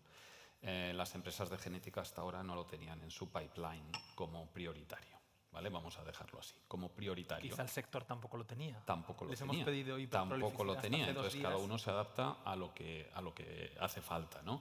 Sí que puedo decir que en eso se puede trabajar y mucho, ¿de acuerdo? Y si alguien está interesado, tenemos también todos los trabajos de investigación publicados en este sentido. Entonces creo que es algo. El problema es que la genética no es una vacuna. No vacunó y el siguiente lote va mejor. O sea, esto es una estrategia a medio y largo plazo, ¿de acuerdo? Es decir, es una decisión trascendente, o sea, no es una decisión baladí, ¿no? Y luego otro tema que yo quisiera sacar en relación a la calidad del lechón, Enric lo ha comentado, que es el tema del calostro, ¿no? Es decir, que está enlazado con el tamaño y el número, ¿no? Pero también, lo ha comentado también Llorens, ¿no? En los programas vacunales. Hay una lista enorme, bueno, creo que lo ha dicho Enrique, el listado de todas las vacunas que recibe una cerda, ¿vale? A mí yo he estudiado, hemos hecho muchas vacunas, he hecho investigación en vacunas, pero creo que hoy día en el sector, en mi modesta opinión, lo más preocupante no son ya las vacunas que ponemos, es ¿vacunamos bien las cerdas? No, esto es una reflexión, en mi opinión, gorda. Es decir, ¿por qué? Hombre, tenemos una N de vacunas importante en sistema en libertad. ¿Me entiendes? Yo honestamente creo que es difícil hacerlo bien y sobre todo cuando tu N vacunal es enorme. Yo solo para que lo sepáis, en las granjas que hemos hecho estudios serios con cerda gestante, hemos montado una manga de terneros para vacunar las cerdas, ¿vale?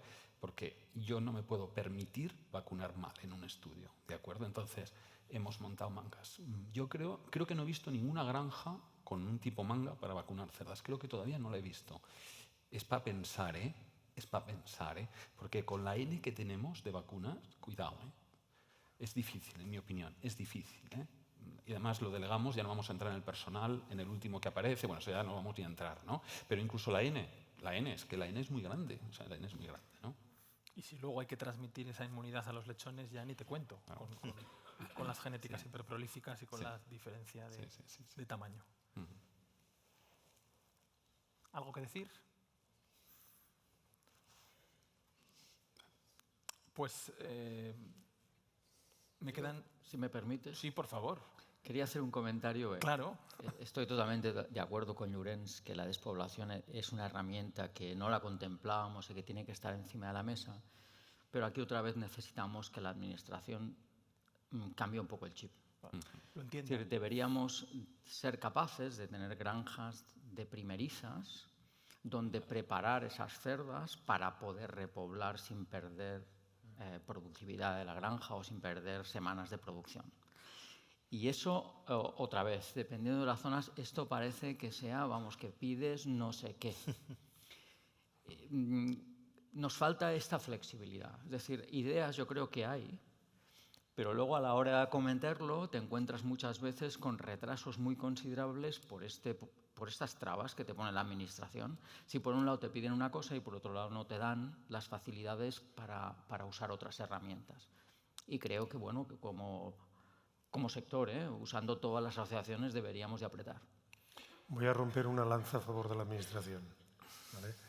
Realmente el planteamiento de despoblar lo estamos haciendo con granjas de primerizas para cubrir fuera y la Administración nos lo está admitiendo en determinadas zonas. Ahí está, totalmente de Determinadas acuerdo. zonas. Claro, el problema es lo que decía Lorenzo. Tenemos un que poco la tienes variabilidad de zonas. Hay zonas zonas que, y zonas. que lo entienden y otras Claro, que no. zonas que son muy, digamos, muy receptivas y zonas que no entienden.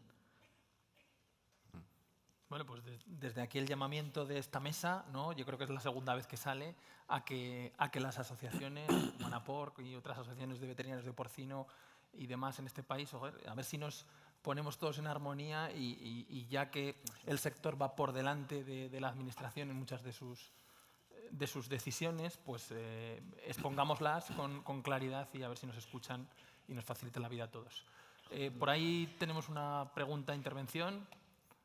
Adelante. Sí, en primer lugar, felicitaros a todos, pues la claridad con lo que habéis expuesto todos los temas. Tengo una pregunta, que si en todas estas pautas o procedimientos de despoblación y tal, estáis utilizando también destetes precoces. Sabemos que en la etapa de los 2000-2010 era una técnica que en su día utilizábamos, aunque también ahora iríamos con autorizaciones legales por toda la normativa de bienestar animal y todo esto. No, en principio no. No. No, porque el destete precoz fue una técnica, como tú muy bien dices, que se utilizó durante unos años con el principio que había muchos trabajos que demostraban que si tú destetabas antes de hora era más difícil que la madre pudiese transmitir el problema al lechón, ¿no? Lo que hemos visto, por ejemplo, un caso típico de esto era la Actinobacillus pleuropneumonia, ¿vale? El serotipo que hablaba antes Lorenzo, el 9-11, hemos tenido algún caso donde hemos tenido lesiones de 9-11 dentro de la fase de lactación. Entonces, el destetar más temprano probablemente no nos habría ayudado en esta situación, ¿no? Porque te aparecían lesiones a los 22, 23 días, ¿no? No lesiones, mortalidad, ¿de acuerdo? En casos muy especiales, no digo que sea en general. Entonces, va un poco en contra de lo que estamos planteando. O sea, el destete temprano, si encima tienes una producción alta con lechones más pequeños y tal, hoy en día yo pienso que es muy complicado. O sea, en situaciones muy puntuales, en casos muy concretos, se podría utilizar para alguna cosa, pero como norma para producción, yo no lo veo.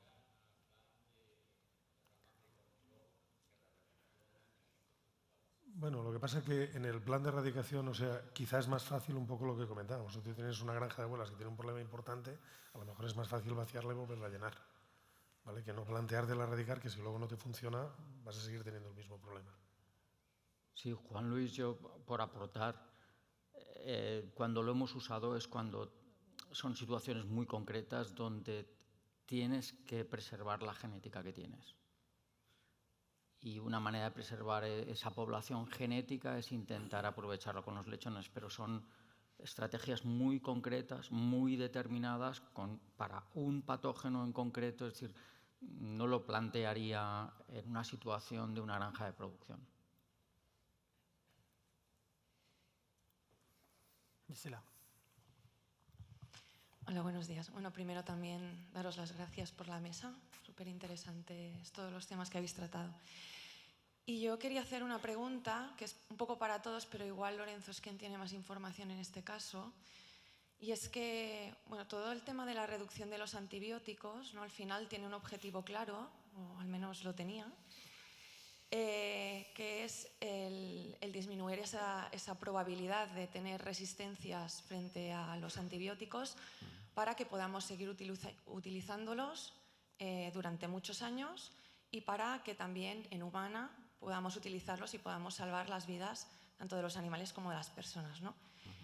Ahora que llevamos ya 10 años con el PRAN, con el Plan Nacional de Resistencia a Antibióticos, quería saber si ya tenemos resultados sobre las consecuencias del plan, es decir, si realmente esto está evitando que las resistencias se multipliquen y de alguna forma si también esto hace que se modifique en el tema de las CMIs, de los puntos de cortes y si se elabora algún tipo de plan para poder pues, seguir racionalizando ese uso, pero con ese objetivo, ¿no? Y teniendo claro lo que buscamos con esto. Gracias. Bueno, es una pregunta complicada, ¿eh? Pero bueno, voy a intentar responderla de la mejor manera posible. A ver, que yo sepa, datos oficiales como tal no creo que existan todavía, digamos, consolidados. Porque el sistema, no lo he explicado porque tampoco me daba mucho tiempo, el sistema de monitorización de resistencia en general en Europa se basa en dos vertientes. Uno es lo que dice la ley, que hay que monitorizar a matadero patógenos en los que vigilas las resistencias, que son E. coli, Escherichia coli, Enterococcus, ¿vale? Depende de las especies, ¿vale? Esto se sigue haciendo por parte de la Administración. Esos datos son públicos. De momento yo creo que es un poco pronto, aunque parezca que es mucho tiempo, es un poco pronto porque las tendencias se ven, ¿no? En periodos más largos. Y yo tengo la percepción que incluso en estos patógenos ya hay mejora, con datos limitados. Lo que sí te puedo hablar de los datos que tenemos nosotros, que no son oficiales, que son los datos de los patógenos, que quizás son los que tienen evidentemente más interés, ¿no? Para el clínico, porque evidentemente son los que tienes, ¿no? Bueno, incluso lo hemos publicado, ¿eh? Uno de esos artículos habla de la evolución, ¿vale? Bueno, depende del patógeno y del antibiótico. Claro, es que esto es más complicado, ¿vale? En general, la tendencia es a mejorar. Es decir, se ha visto, por ejemplo, evolución frente a colistina, evidente, muy evidente, ¿de acuerdo? Aminoglucósidos, evidente. Es decir, yo creo que hay familias antibióticas que sí, y luego también tenemos que asumir que hay otras resistencias que son mucho más complicadas, ¿vale? De manejar y que incluso con una reducción, es decir, yo diría que en líneas generales sí, pero hay que estudiar caso por caso. Esa sería mi conclusión. Y luego, lo otro que creo que hay que puntualizar también y que la Administración quizás y los servicios médicos, o a nivel, algunos médicos no tienen claro, es que el problema de las resistencias en humana es esencialmente de humana, ¿eh? Quiero decir, que aquí es muy fácil centrifugar, ¿sabes? Centrifugo y no, el problema es de humana. Mal uso, por ejemplo, para que lo sepáis simplemente, Lleida es puntero en concreto, Lleida, el hospital de Lleida es el que tiene el menor consumo de antibióticos de toda Cataluña, por ejemplo. El peor, el Clínic de Barcelona. No es por hablar más del Clínic, en absoluto, que es un gran hospital. Es decir, cada uno lo gestiona. Es decir, ¿el problema que tiene en el Clínic se debe a los cerdos que tratamos en Lleida? Por favor, seamos serios, ¿vale? Ahora, ¿qué podemos hacer nosotros como veterinarios? Lo que nos ocupa, que es el uso prudente. Es decir, oye, ¿somos responsables del 5 o 10% de todo el resistoma? Muy bien, de humana, pues somos responsables de eso, pero no me eches la otra parte, ¿no? Es decir, yo creo que a nivel de humana ha habido una tendencia que hay todavía líderes de opinión en humana que siguen manteniendo, ¿no? Que es la culpa es de los veterinarios. Afortunadamente yo creo que está cambiando también este tema y creo que es así. En humana, desde luego os puedo decir que tienen mucho más problema que nosotros ahora, pero mucho más. Sí. Sí, Lorenzo, simplemente para darte la razón, si os queréis meter en DanMap, que es el servicio de vigilancia danés, y miráis los últimos resultados, centraros en las cefalosporinas, que están prohibidas su uso en veterinaria desde hace más de 10 años. En Dinamarca no paran de crecer en humana. Sí.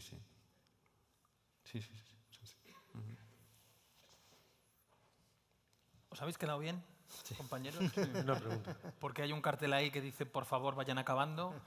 Entonces, es una lástima que os hayáis animado a preguntar tan tarde. No veo, dicen que hay una pregunta, tendrá que ser muy escueta. Creo que tenemos dos. Antonio, ¿quieres empezar tú o me cedes el lugar? Muy bien, buenos días. Soy Mariluz Muñoz, de Bilomix. Últimamente estoy cada vez más asombrándome con la potencia que puede tener la nutrición, incluso sobre las patologías.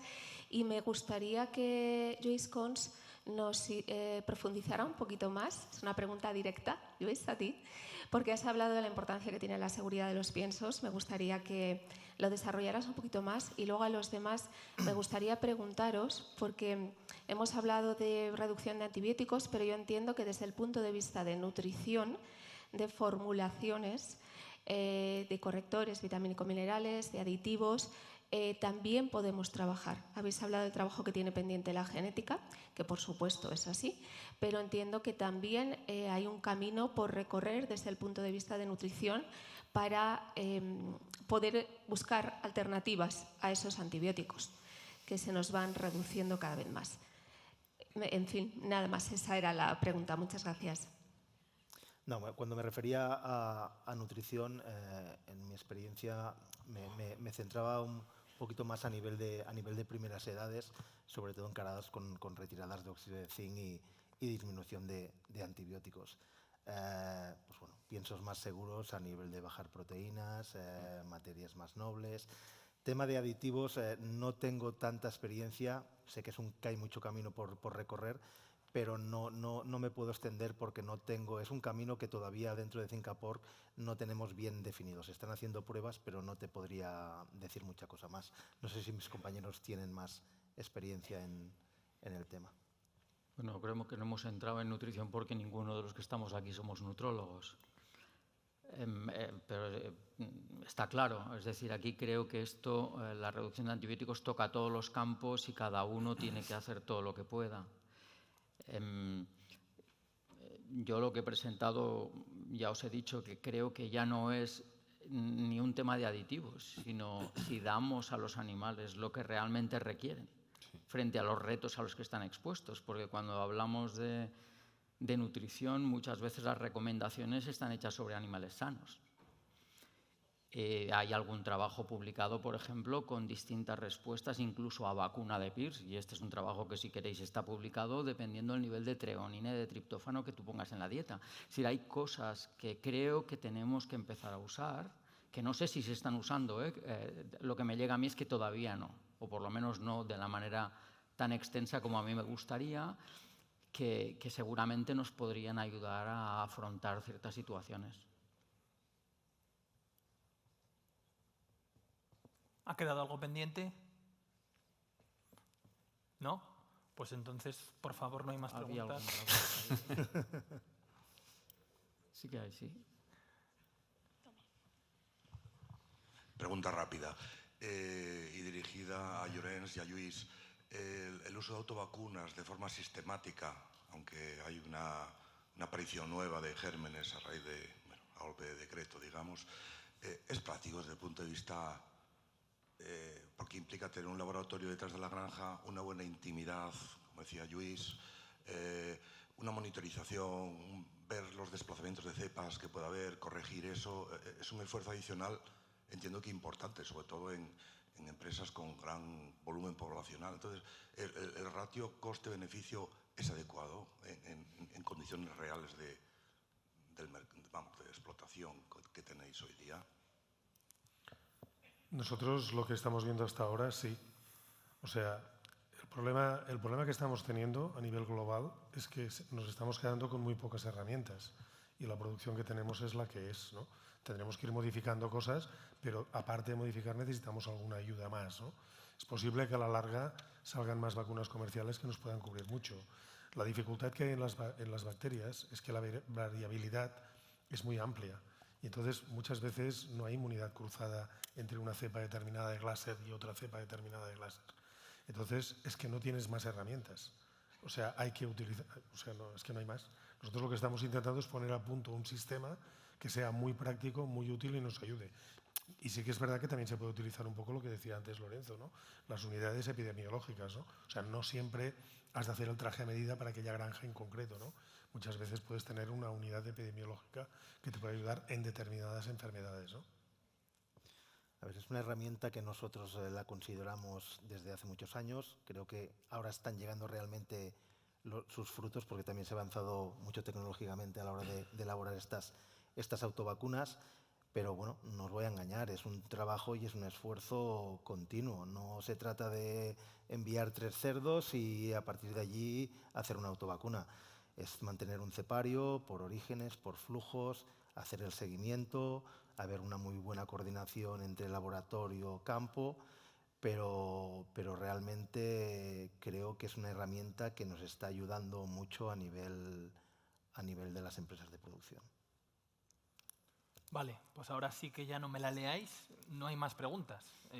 Me habéis tenido un cuarto de hora hablando a mí porque no queríais participar, ¿vale? Entonces, muchas gracias por haberos animado, aunque fuera tarde. Si hubierais madrugado media horica más, a lo mejor...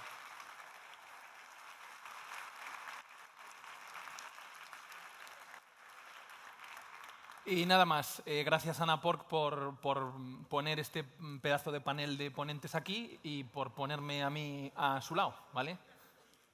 Seguimos.